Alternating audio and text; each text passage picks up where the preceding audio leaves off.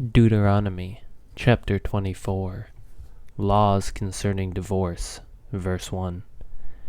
When a man takes a wife and marries her, if then she finds no favor in his eyes because he has found some indecency in her, and he writes her a certificate of divorce and puts it in her hand and sends her out of his house, and she departs out of his house, and if she goes and becomes another man's wife, and the latter man hates her and writes her a certificate of divorce and puts it in her hand and sends her out of his house, or if the latter man dies, who took her to be his wife, then her former husband who sent her away may not take her again to be his wife after she has been defiled, for that is an abomination before the Lord, and you shall not bring sin upon the land that the Lord your God is giving you for an inheritance. Miscellaneous laws, verse 5. When a man is newly married, he shall not go out with the army, or be liable for any other public duty. He shall be free a year at home, to be happy with his wife whom he has taken. No one shall take a mill or an upper millstone in pledge, for that would be taking a life in pledge. If a man is found stealing one of his brothers of the people of Israel, and if he treats him as a slave or sells him, then that thief shall die, so you shall purge the evil from your midst. Take care, in a case of leprous disease, to be very careful to do according to all that the Levitical priests shall direct you. As I commanded them, you shall be careful to do. Remember what the Lord your God did to Miriam on the way you came out of Egypt. When you make your neighbor a loan of any sort, you shall not go into his house to collect his pledge. You shall stand outside, and the man whom you to make the loan shall bring the pledge out to you. If he is a poor man, you shall not sleep in his pledge.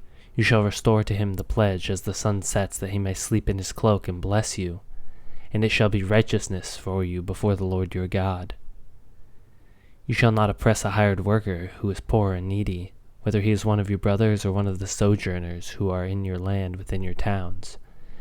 You shall give him his wages on the same day before the sun sets, for he is poor and counts on it, lest he cry against you to the Lord, and you be guilty of sin. Fathers shall not put to death for their children, nor shall children be put to death for their fathers. Each one shall be put to death for his own sin. You shall not pervert the justice due to the sojourner or the fatherless, or take a widow's garment in pledge. But you shall remember that you were a slave in Egypt, and the Lord your God redeemed you from here. Therefore, I command you to do this.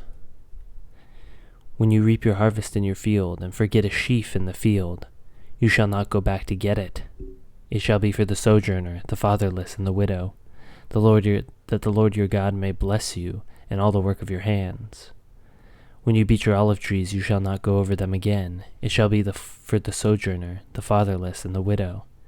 And when you gather the grapes of your vineyard, you shall not strip it afterward. It shall be for the sojourner, the fatherless, and the widow. You shall remember that you were a slave in the land of Egypt. Therefore, I command you to do this.